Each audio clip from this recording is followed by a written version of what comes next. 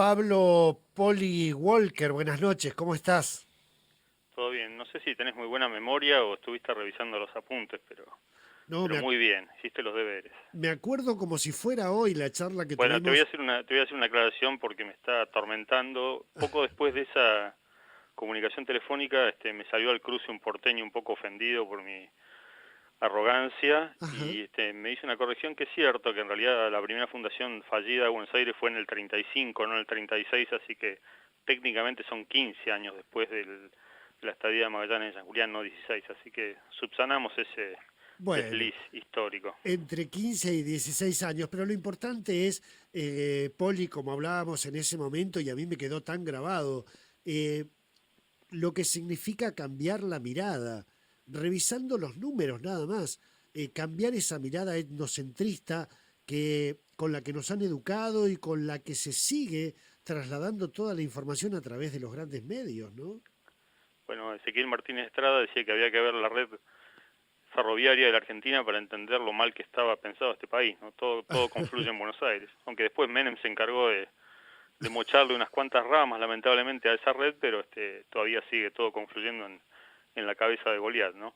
Sí, Así el es. intento, yo no soy historiador profesional, yo simplemente soy un lector de historia con una obsesión por el detalle y particularmente, digamos, me he dedicado a intentar desentrañar o conocer o develar la historia de San Julián, ¿no? Que tiene muchísimas capas. Te cuento para un siguiente programa que ahora estoy enfrascado en A la ver. redacción de un guión sobre un episodio extraordinario que protagoniza Drake acá en San Julián. Drake estuvo invernando 2 meses Ajá. y le corta la cabeza a su mejor amigo, acusado de, agarrate, brujería. ¿Qué tal? Patagonia, No. 1578, un capitán, un noble inglés, abogado él por otra parte, algo habrá hecho.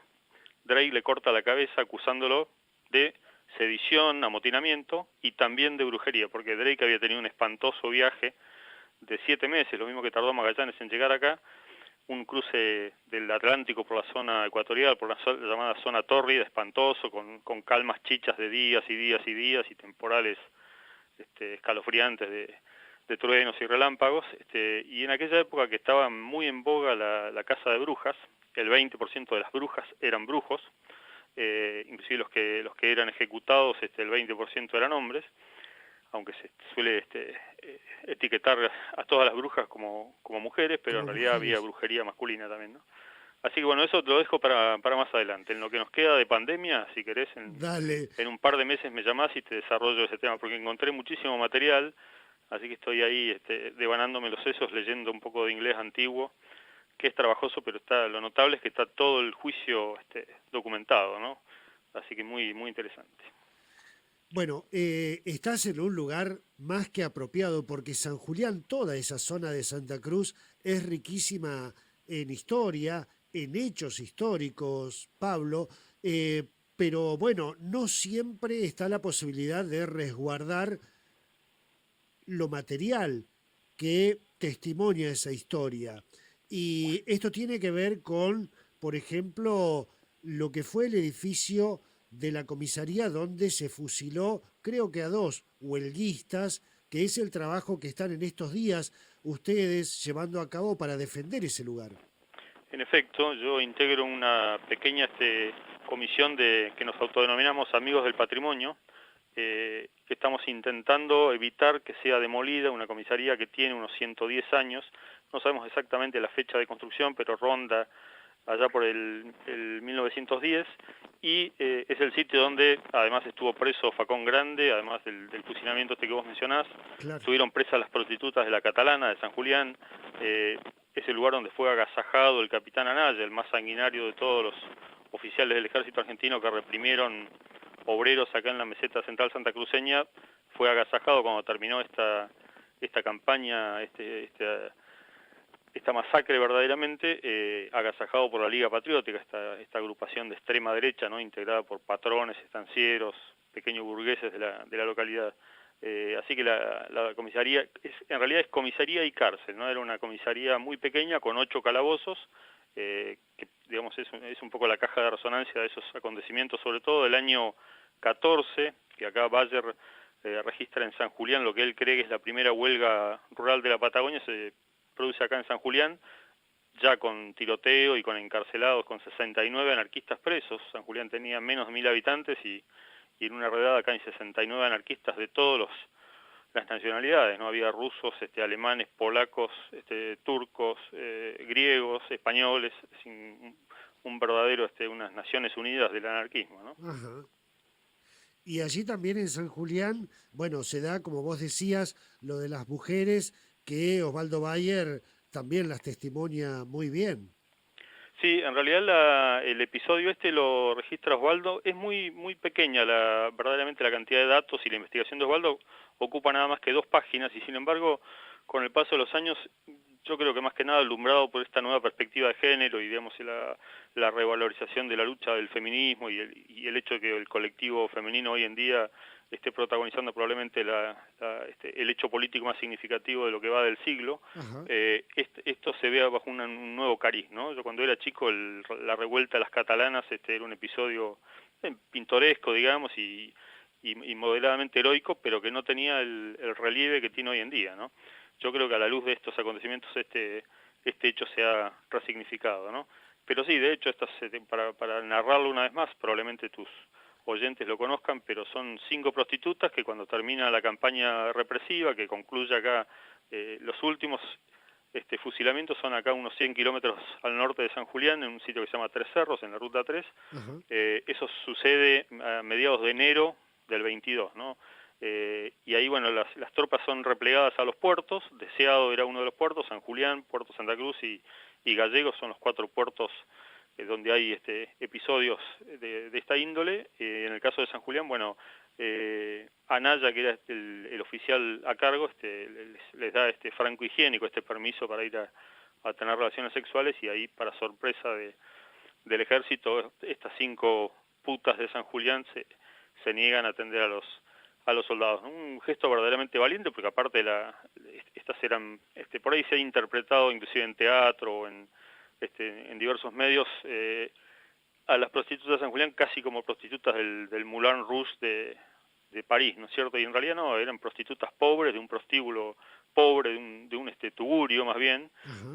cuya clientela mayormente eran los sectores medios y bajos, ¿no? Es decir, la clase media acomodada y la escasa clase media de San Julián, porque en realidad San Julián nunca tuvo una aristocracia ganadera muy significativa, ¿no? Eran tal vez 4 o 5 familias más o menos pudientes. Tampoco esto no era Punta Arenas, digamos, ¿no? Claro. San Julián ya era una zona ganadera de moderada calidad. Los campos de San Julián ya son campos más bien pobres.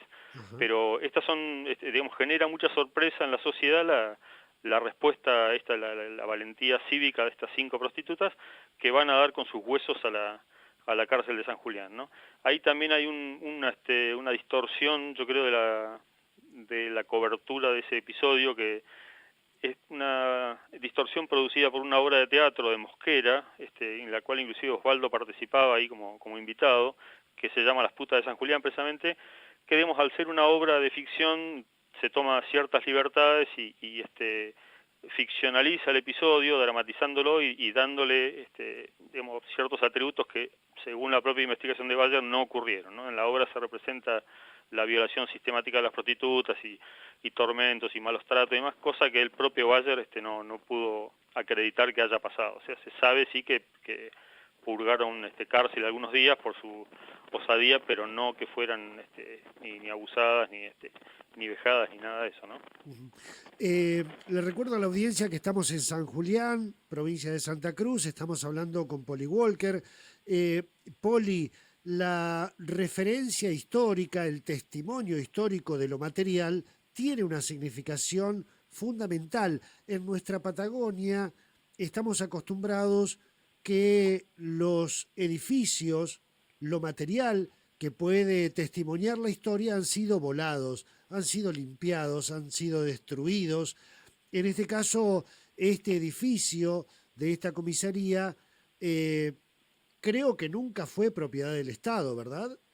No, eso es un dato también interesante. Esto, digamos, por la morfología del edificio, todo indica que fue construido ya pensado para para hacer comisaría y cárcel, ¿no? Porque es un edificio Ajá. de mampostería, en aquella época en San Julián, inclusive hasta muchos años después, diría hasta el 30 casi, se siguió usando chapa y madera, más bien bajo el influjo del estilo malvinense, ¿no? De construir con chapa acanalada, que es tan característico. Acá la mampostería era más bien rara, ¿no? Y este edificio es de mampostería y son unos calabozos bastante robustos.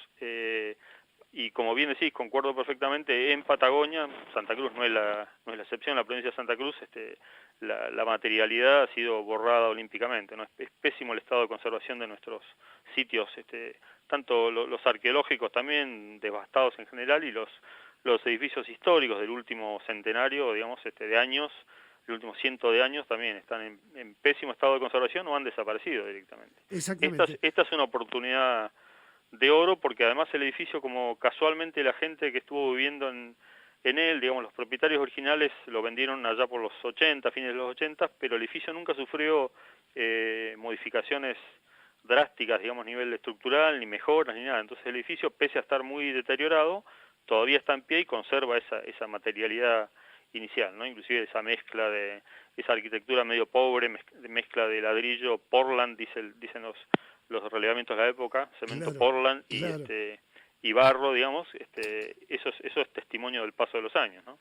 Totalmente. Bueno, hay que contarle a la audiencia que este inmueble nunca perteneció al Estado y ahora fue vendido a una escuela de allí, de San Julián, que tiene bueno, el objetivo de construir un gimnasio. Y por lo que tengo entendido, ustedes no están en contra de eso, sino de preservar el edificio, ¿verdad?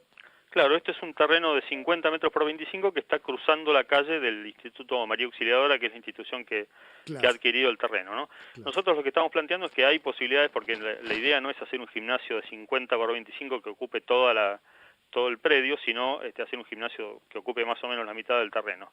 Pero, digamos, argumentando esta precariedad del estado de la estructura, el Instituto María Auxiliadora planea demolerlo. Nosotros hemos hecho una serie de acciones, inclusive una diputada por pueblo de San Julián ha presentado la semana pasada, ha conseguido que la Cámara de Diputados, por unanimidad, lo cual es una rareza, votar una resolución pidiendo no innovar, digamos, dejar el edificio por lo menos un tiempo en el estado en el que está, no demolerlo ahora, ¿no? Para ver que esta alternativa, que se pueda llegar a una solución consensuada, digamos, que puedan existir las dos cosas, el gimnasio, Claro. que es perfectamente merecido y necesario, eso no cabe ninguna duda, y la comisaría, ¿no? Por lo menos buena parte del inmueble, ¿no? Porque ahí sí también hay un poco ahí una controversia, inclusive en el propio grupo de patrimonio, no controversia, pero sí por ahí diferentes enfoques. Yo soy de los más radicalizados en el sentido de que para mí de la comisaría el verdadero corazón verdaderamente es la cárcel, es el patio de esa pequeña de esa pequeña cárcel, patio y 8 calabozos circundantes, ¿no? Que para mí, digamos, los episodios más dramáticos, más traumáticos de esa comisaría y cárcel pasaron precisamente en esos lugares, ¿no? El encarcelamiento de Facón Grande, que por ahí Facón Grande también, eso, digamos, yo intento aportar una mirada novedosa ahí. Facón Grande se lo asocia siempre al flanco norte de Santa Cruz, más bien Claro, a la línea férrea de Ciado Las Heras, ¿no? Y exacto. ese error, en realidad, a mi juicio, lo comete el propio Osvaldo, más que nada en los epígrafes de la foto. Fíjate vos que si lees los 4 tomos de Osvaldo, que es un trabajo esforzado, porque son tomos muy densos y muy cargados de información, en realidad Facón Grande vivía desde el año 13, es decir, 7 años antes del estallido de las huelgas del 20, ya vivía en San Julián. Inclusive hay notas de él pidiendo que el gobernador le autorice la marca de su ganado. Él era un pequeño y mediano empresario, tenía unas 20 chatas, era un chatero. De hecho, Facón Grande era vocal de la Federación Obrera de San Julián durante la huelga, ¿no? Era un sindicalista, un dirigente sindical, digamos, con militancia activa, ¿no? De hecho, él sí termina yéndose después cuando la cosa se pone más negra, porque conocía muy bien los campos del flanco norte, ahí entre Deseado y Las Heras, digamos, a unos 100 kilómetros de la costa, sobre ya el norte de Santa Cruz, pero en realidad vivía en San Julián, ¿no? Inclusive este episodio en el cual se lo encarcela a él, eso ocurrió en el año 16, son 10 días de de cárcel que purga Facón Grande acá, y es sobreseído a los 2 meses. Él se lo acusa de destruir propiedad privada. En aquella época era muy común en Santa Cruz, que se estaba poblando acá la meseta central, un poco al norte de San Julián, porque acá la frontera ovina viene del sur al norte, ¿no? Empieza Punta Arenas 1880, Gallegos 1890, San Julián 1895, o sea, va subiendo la Claro. colonización ganadera del sur a norte, ¿no? Ajá. Entonces San Julián le toca más o menos para el 20, el norte de San Julián, la ocupación de estos campos. Y entonces en aquella época era muy común la ocupación ilegal de campos, ¿no? Entonces Facón Grande estaba instruido por el patrón para que nadie se instale en el campo que era del patrón, ¿no? Y él, bueno, en un momento muy a lo Facón Grande, hay un ocupa ahí, digamos, ahora que está tan de moda el tema de toma de tierras, que instala un rancho y Facón Grande va con su chata enorme y con 30 mulas, entonces le ata el rancho del intruso, y lo desbarata completamente, lo arrastra 5 kilómetros hasta el casco de la estancia, ¿no? Bueno, a causa de eso cae preso Facón Grande, ¿no? Y esa causa, que está muy bien documentada, que increíblemente se ha conservado los papeles originales, son unas 70 fojas que permiten inclusive ver la propia autosuperación de Facón Grande, porque cuando él cae preso en el 16 es casi un semi-analfabeto, apenas sabe firmar. Ahí al costado de las fojas se ve la firma temblorosa e insegura de Facón Grande, y después en el 20 y 21, cuando él le envía notas, digamos, al gobernador pidiendo la marca de su ganado, se nota una firma ya perfectamente fluida y consolidada, ¿no? Un personaje, digamos, con matices, porque Facón Grande se sabe que era un poco matón y un poco pendenciero, por algo lo elegían para capataz en esos campos complicados, pero que después en la huelga el tipo va a tener un rol extraordinariamente valiente y honesto, con lo cual, digamos, todavía hoy en día Facón Grande, entre el gauchaje más que nada, es recordado como un gaucho noble, ¿no? Como lo define Osvaldo Bayer. Más allá de los edificios, Poli, eh, ha avanzado bastante Santa Cruz en la conformación de esta especie de ruta de las huelgas de aquellos años. ¿Cómo ves vos el traslado de esta información, de este testimonio en las escuelas, sobre todo en la escuela media? ¿Se ha incorporado en los contenidos el tema de la huelga? Sí, desde el año pasado, de hecho, Santa Cruz aprobó una ley también provincial para convertir en feriado provincial ya fijo, estable, digamos, en el calendario, el 7 de diciembre como fecha de recordación de los episodios del 21, ¿no? 21 y Ajá. 22.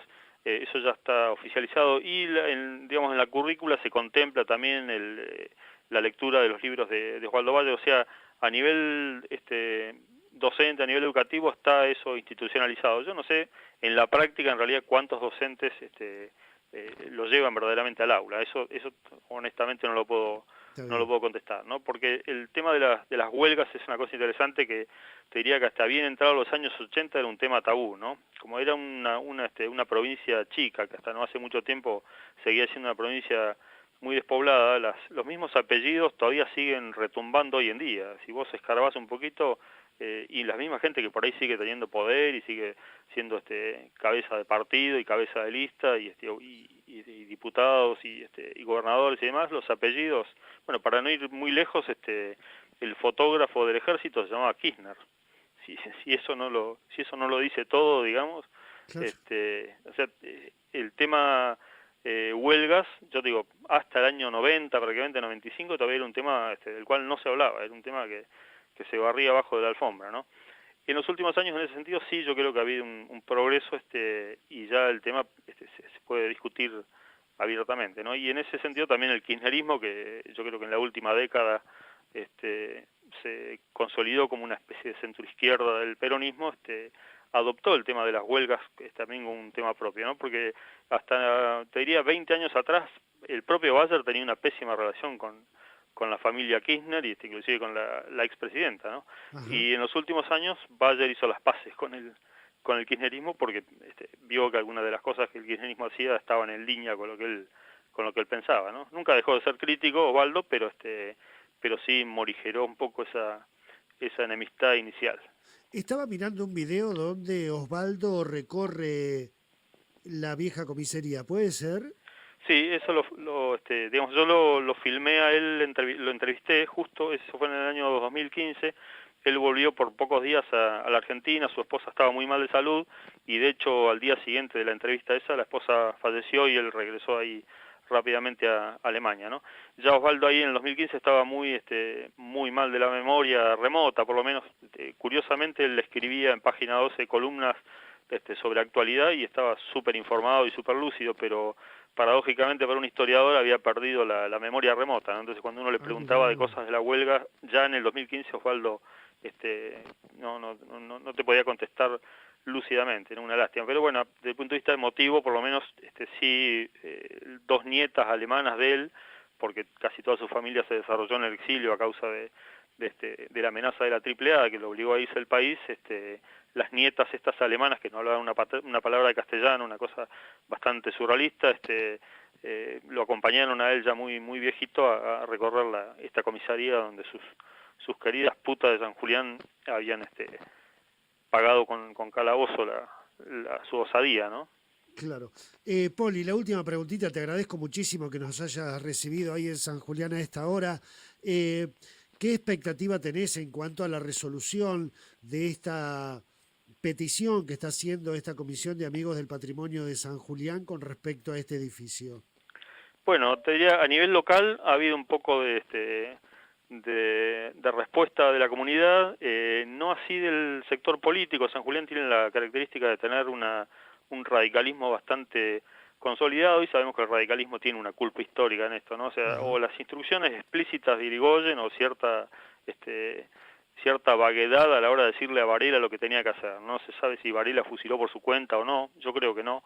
Y el radicalismo nunca hizo un mea culpa de eso, nunca pidió disculpas, cosa que Bayer pedía sistemáticamente, y tal vez eso hace que el radicalismo de San Julián hoy por hoy tampoco se implique en este tema, ¿no? Es como que mira para otro lado. Claro. No así el gobierno provincial, que sí ha tomado algunas cartas en el asunto. Nosotros, de hecho, mañana tenemos una reunión con personas del área de patrimonio de provincia y con gente de la Subsecretaría de Derechos Humanos de Santa Cruz, que a este tema le está dando mucha relevancia, así que yo creo que por ese lado puede abrirse una instancia de diálogo y negociación, ¿no? Desde hace ya un tiempo, te diría años, se miraba allí en San Julián con expectativa al 2020 porque eran los 500 años. Sin embargo, no teníamos en cuenta la pandemia Sí. y ha dejado Bueno, de lado todos los sí, lo que festejos, ¿no? sucedió de Coloniana, a mí, yo igual soy crítico de lo que se hizo o de todo lo que no se hizo en realidad, Ajá. porque acá, básicamente las autoridades se quedaron solamente con la misa, olvidando todo lo otro que pasó durante esos 5 meses de estadía de Magallanes, ¿no? Es el primer encuentro entre hombre blanco y nativos de la historia argentina, sucede acá en San Julián, y sucede tan mal que termina con muertos de los dos lados, ¿no? Es la semilla del mal, digamos, implantada en Argentina. Esa primera relación franca y honesta, porque los tehuelches eran muy generosos, termina mal cuando Magallanes traiciona la confianza de los nativos y secuestra a dos varones que van a morir en alta mar, ¿no? Uno yéndose para el norte en el barco que deserta en la boca del estrecho y el otro muriendo en el estrecho de Magallanes. Y por otra parte, los tehuelches van a matar a un marino gallego, ¿no? O sea, ese es el origen digamos, el primer episodio intercultural de la historia argentina termina pésimamente, ¿no? Primera evangelización de la historia argentina, digamos, con el Padre Nuestro que les enseñan a los tehuelches, primera toma de posesión soberana, es decir, muchas cosas que pasan ahí en San Julián, que lamentablemente la misa, que para mí es un episodio históricamente de menor cuantía, si vos ves en cualquier portal que refleje la vuelta al mundo de Magallanes, la misa rezada en San Julián no va a aparecer porque ese es un episodio que a mi juicio solamente puede tener importancia histórica doméstica, digamos, en la Argentina, ¿no? Al resto del mundo eso no le importa demasiado. Pero bueno, la misa, así que yo sintetizo cómo es conocida la historia de San Julián afuera de San Julián: 5 putas y una misa. Ese es mi eslogan para definir cómo es la historia de San Julián. Te lo dejo. Me has hecho, estoy muy tentado. Poli Walker, te agradezco muchísimo, nos queda pendiente esta investigación que está llevando a cabo. Realmente es una hermosa síntesis. Felicitaciones por el trabajo que está haciendo el asentamiento universitario allí de la Universidad de la Patagonia Austral, Poli, en San Julián. Es un lindo trabajo el que están haciendo. Los vamos a seguir acompañando y te agradezco mucho que nos hayas recibido a esta hora. Bueno, igual esto te aclaro, el grupo Patrimonio tiene una pata de la Universidad Nacional de la Patagonia Austral, pero en realidad la mayoría es gente que no pertenece a esta Ajá, institución, ¿no? Eso ajá. también no les obliga, debo decirlo. Bien, bien. Muchísimas gracias a una neuquina que anda por allí también, Laura Rieta, Sí, eh, cómo no. que nos dio una mano. Fue una gran sorpresa llamar a San Julián, a la Asociación de Amigos del Patrimonio de San Julián, diciendo que éramos de Neuquén y nos atendió una neuquina, imagínate. Fue Sí, sí. una gran sorpresa. Poli, muchas gracias. Un abrazo grande. Abrazo para ustedes.